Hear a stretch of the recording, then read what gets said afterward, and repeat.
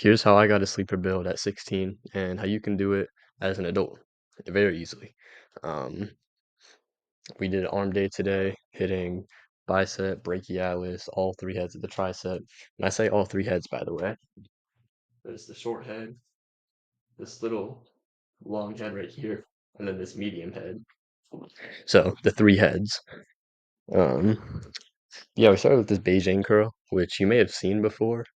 Maybe not. I don't know. It's not the most popular exercise, but people usually have the pulley at the ground when they do it, but I feel like it's better having the pulley at the top, like you see in the clip, because it's less gets less front delt and chest activation.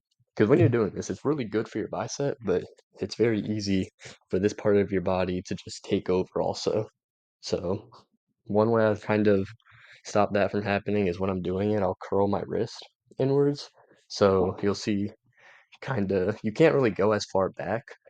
It's kind of hard to demonstrate this without a pulley, but it doesn't feel like you're going all the way back, getting as far of a stretch as you can. But I promise if you curl your wrist in, that's what's really activating your bicep. Like if you see, that's just me open wrist because it curled. You see how there's more of the bicep working when I'm simply curling my hand. I'm not even holding weights. It's just doing the movement with my hands curled and uncurled. So yeah, I recommend curling your wrist just even a bit to do it. And yeah, I mean, this is a really good one for your biceps. Um, I don't do it too often, but it's because I like switching things up.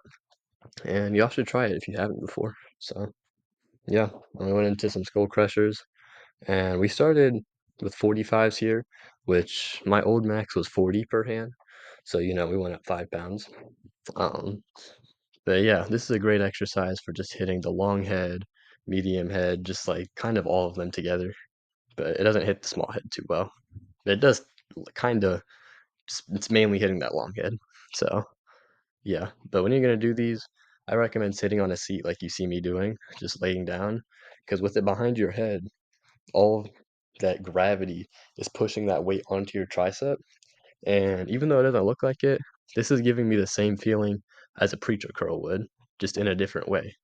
Because even though there isn't a physical preacher behind my head, stop or that I'm going to leverage weight with gravity, it's still behind my head. Gravity is pushing that towards the floor and making it a lot harder than if you're just doing it standing, I feel like. So, yeah. Um, but then we went into preacher curls, which, sorry, I'm a little delayed. I didn't realize. But yeah, went into some preacher curls. We only threw 25 on each side, but this is the second bicep exercise, and I went pretty hard on the Beijing curls, so I didn't want to overdo it or anything. And when you do these, make sure the preacher or the little thing that you use for the preacher um, is all the way down your arm, not just like here, but imagine this hand is the thing. You'd want it all the way up in there so you can get the most out of the preacher. And if y'all might notice that towards the end, I put the preacher up here. And that's simply so I could get a few more reps up. And yeah, once I can't do any more reps with the preacher at all, I'll just do some standing normal ones to really burn it out at the end. And yeah, I mean, there isn't too much to say about this for form. I mean, it's just like a curl. Um, I was using an inward grip, as y'all could see, to hit more of the brachialis. So bicep and brachialis work. Long head of the tricep and kind of medial head.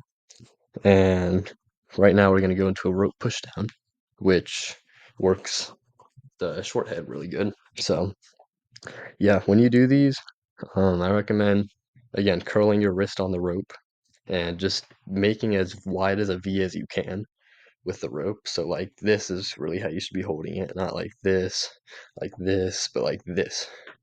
And you go down and you don't have to come above this little elbow bend because once you do, you're activating your lats, you're activating your back. It's no need. Um, so if you stay in this bend though, it's only your tricep being worked. Um, so I recommend just staying right here, going down, up, down, and you might notice that your shoulders and your forearm might take a bit over here, which it kind of does. But um, yeah, I mean, just kind of focus on like pushing down with your tricep and like the muscle. Like, you know what I'm saying? It's kind of hard to explain because I'm sitting here in front of the camera without anything to even hold and show y'all. But it's you'll know what you'll know when your triceps getting worked and when you're just forcing the weight down with your bones or like your shoulder. Like you'll be able to tell. Um, and honestly, it just takes time to learn this form because like I could tell y'all all this stuff, but that doesn't mean tomorrow you're gonna go into the gym and have amazing form. Um, it just takes time to get a feel for the weights, learn it. I mean, I've been going to the gym for almost 4 years now, so it's not like I'm new or anything. Um, but yeah, we had a pump by the way, kind of yapping over it. But yeah, hope y'all enjoyed the video. Like, subscribe, and I'll see you.